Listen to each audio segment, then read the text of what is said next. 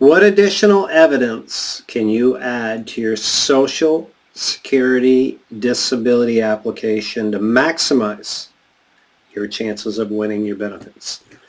Brian Terrian here from the Disability Digest. I'm going to share with you the top 6 things that you can do to separate yourself from the pack and maximize your chances of winning your disability benefits. And I've been helping people for almost 2 decades go through the approval process, keep them, maximize them here at the Disability Digest, and this works. I want you to keep in mind that when you're applying for disability, you're not the only one. The most recent figures are 1.9 million people annually are applying for benefits. So how do you make your case stand out? How do you help Social Security easily understand that you qualify so you're not stuck in this atrocious way to never get your benefits at all? That's what I'm going to share with you in this video. Right. These are easy to do things. At the end of this, I'll give you access to the resources that we have so you can go in, learn more, and execute these. Even if you're doing this on your own, you can do all of the things that I'm going to share with you. Or if you're using a representative and they haven't done it, you can work with them to get this done. Right. So the number one most effective item that you can do is have a residual functional capacity report done. Now there's 2 different types of reports. One is for physical, that's up on the screen, and there's another one for like mental or brain health conditions. So I have the one for physical here, and I'll walk you through some of the key things. It's very similar for mental health as well. So what this does is it confirms that the doctor is treating you and what their opinion is on your limitations. So you'll see the type of treatment and the diagnosis, evaluation of pain, and then it goes down here to pinpoint the limitations that you have. And I'm buzzing through this because you can get access to this from the Disability Digest and scrutinize it.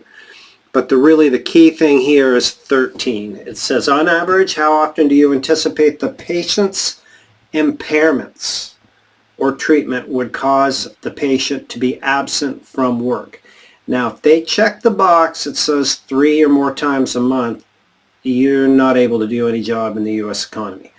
And that is a real good indication that you can get your benefits qualified. Now, if they don't do that, there may be other evidence that will support it. It doesn't mean that it's just going to like kill your case, but it's really helpful if 3 or more days. So if you have migraines every month and they're really intense and it causes you 4 days to recover, and the doctor is aware of this because you've been putting your limitations in your medical records like we teach you, then that will help you trigger this and get your benefits. So that's number 1.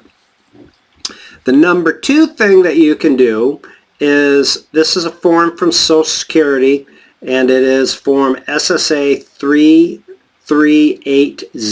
It's also in our disability approval course, and this is a third-party function report.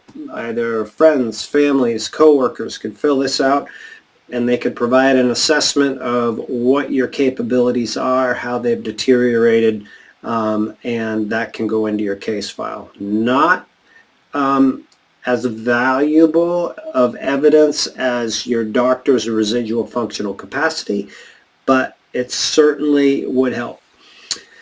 Next one is the obvious, perhaps, is medical records, but not just medical records that show consistent treatment, documentation of limitations that are preventing you from working. Like the RFC that I showed you, you'll see it shows like the limitations, like how much you can sit or how long you can sit, how long you can stand, what you can lift, are you able to bend, all of those physical type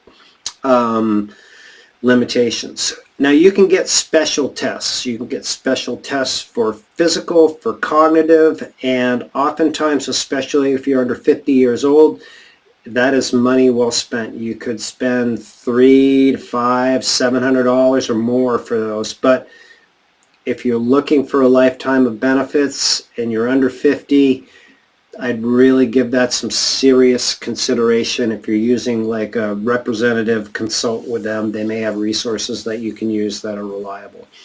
Other types of tests that you can get traditionally are MRIs and scans. If you have a physical type injury like rotator cuff or degenerative disc disease or significant arthritis or anything that can show up on a scan or an x-ray that is like concrete, that is visible, is really valuable. Now, of course, if you have an autoimmune condition like a lupus or a fibromyalgia or other things where these aren't effective, then that's not going to be of value to you, in my opinion, because you don't see anything, right? So the next one is workplace. What happened in the workplace? Like if you had a coworker or a superior that would craft a letter, or ideally you craft it for them with your representative if you're using one, that explained your job, your detail, your functions, what you were doing, and how your performance deteriorated over time. And that could be really helpful because that demonstrates that you cannot work. Now, the next part of this that I'll put in there as item 6 is workplace accommodations. Did they modify the job for you? Were you allowed to come in late, leave early, take naps in your car, that type of thing? Were there tasks? For example, if you had lifting restrictions, but that was part of your requirement for your job, were there other people that would take on that responsibility so you could still do the rest of your job? This is really helpful for your case. I'd put this up there as like number 3 behind the RFCs, medical records, and I'd put this one in there. So those are some of the tips of what you can do.